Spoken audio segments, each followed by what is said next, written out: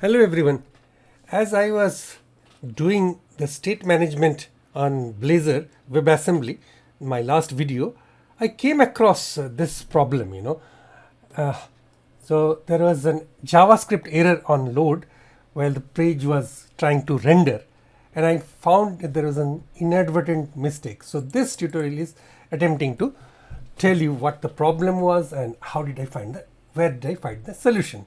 So that video, before I tell you the solution, was, so friends, this was this this was the earlier tutorial, which is at this address, and it will be again down below in the description of this YouTube video.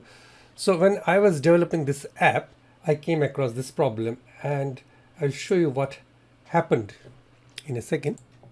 So as I actually got the browser to render the Blazor state management application, and I clicked on customer, lo and behold, this unhandled error has occurred. So reload. So nothing will happen on reload, because I'll tell you the reason. So I have missed one statement. I forgot to register a state container service. And how did I come to know? Because it was an inadvertent error.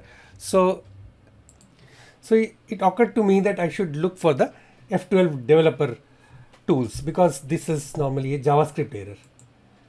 Okay, so more tools and developer tools, or you can just click F12, this is F12 developer tools. Now, if you look into console, it tells you something. Okay, Microsoft.ASP.NET Core.Components.WebAssembly. Unhandled exception rendering component cannot provide a value for the property state service on type Blazor state management .pages.customer set component. There is no registered service of the type. Now this was easy to diagnose. So what I did was just stop this application, and then because that line was missing, so it was not there, but I just wanted to show you, so I commented. Now I uncommented it out, and then again let me run the application.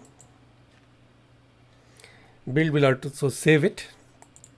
So this time, after I registered the service or uncommented the code, it looked all right. It went the way it should work. Okay, so this was my finding. I hope it might help you in some other problems or similar type JavaScript errors. So whatever the problem could be, that could be easily diagnosed with F12 developer tools if it is a reload type of issue. There could be some other issues somewhere else, but I thought that this will be useful. Thank you, and please subscribe to this channel and tell your friends to subscribe if you like this channel, and put your valuable feedback. Thank you.